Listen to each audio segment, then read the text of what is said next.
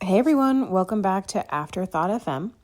Today I watched Ocean's 8 and I love this one. Spoilers are ahead as always. And this one does feel different. I'll say that it feels different, but somehow it still works. Like it still feels like it's in the same world. It's definitely in the same world. It's definitely in the same universe. There's a familiarity. You understand what's going on. But it just feels maybe elegant. It feels very elegant.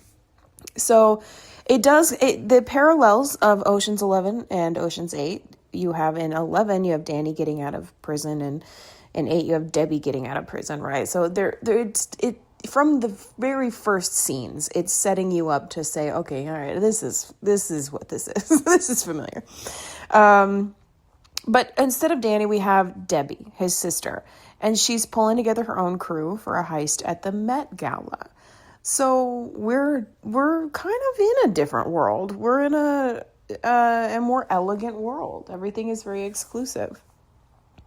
The setting, the target, the way the plan unfolds, like it's just elegant. It's intentional, and like I said, it's exclusive. So everyone assumes, that the people around them belong there. So no one really questions anything. They're at the gala. Everyone's just like, oh, yep, I know that face. Like the celebrity cameos, by the way, in the end are incredible. So, yeah, it's just seamless. Nobody questions anything. And a quick callback to 12. Remember how I didn't like the ego? We don't have that. We don't have that in Ocean's 8. None of that ego-driven energy bled its way into here. No one's trying to prove anything. They just know what they do. They're good at what they do. Everything's good. And I just want to talk about Debbie. Debbie's such a genius. She's a mall con. She's good at long-term planning. She's precise. From the very beginning, you can tell she's got a plan. She's not figuring things out. She's executing her plan. And then we have Sarah Paulson, the backbone. She's also the execution genius. Like she knew how to infiltrate and like she got the 3D printer. I don't know. Love that. Rihanna, effortless tech goddess. I don't even know what else you could say about that. She was so like incredible. Aquafina, icon behavior, kleptomaniac. Love her. Helena Bonham Carter was the like anxious, chaotic, but somehow still effective piece of the puzzle that knew how to like manipulate everybody. Like she knew how to work on people, and maybe not as needlepoint as she needed to be, because Daphne ended up figuring out what's going on, which brings me to Anne Hathaway and her being just like the character she is. Oh my God, love her. She can do anything. I think she can do anything. And finally, Mindy Kaling.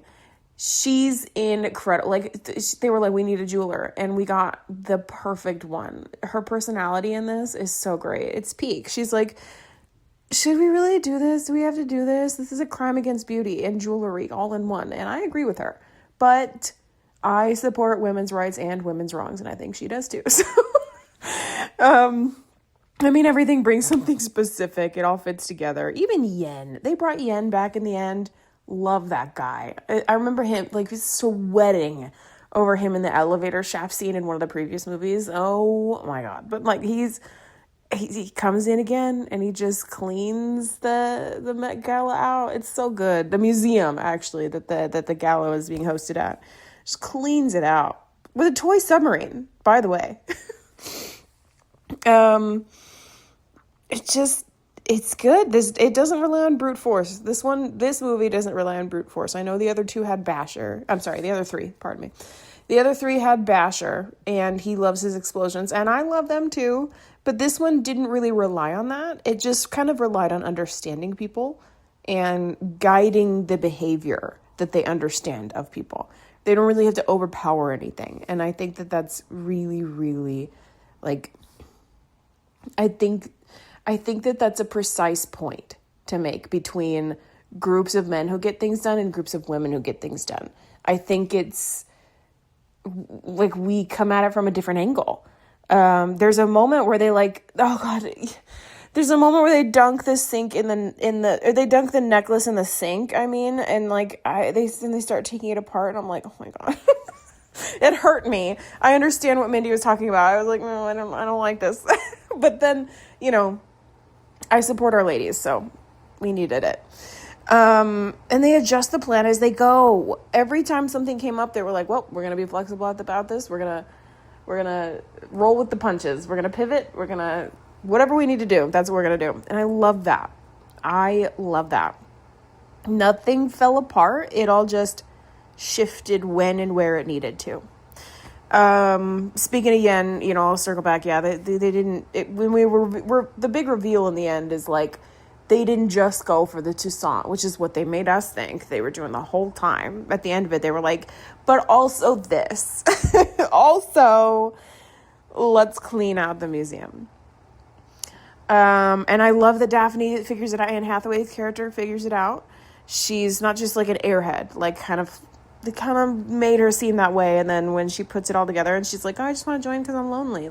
I love that. The celebrity cameos work. They make the world feel real and they help everything kind of blend seamlessly.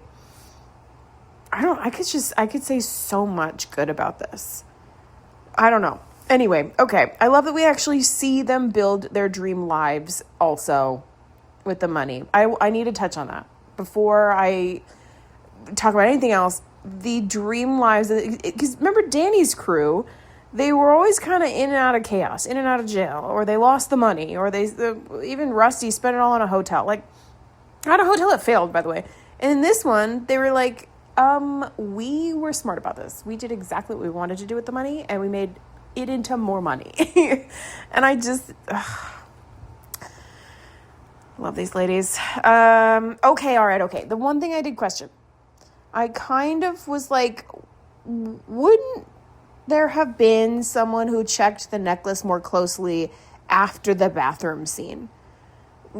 Just, you know what I mean? I know that the security guys got their hands on it, on the one they thought was real or whatever, but there wouldn't be a guy with the little scope thing, kind of trying to verify that this is the necklace in the moment. I thought that was my one thing where I was like, I feel like that's, I don't know.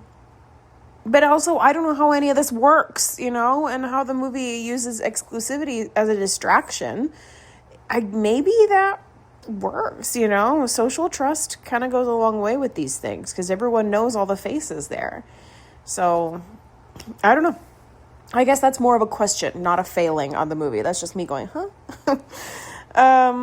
Anyway, it just feels more precise and more controlled. This one really, it executed everything so cleanly.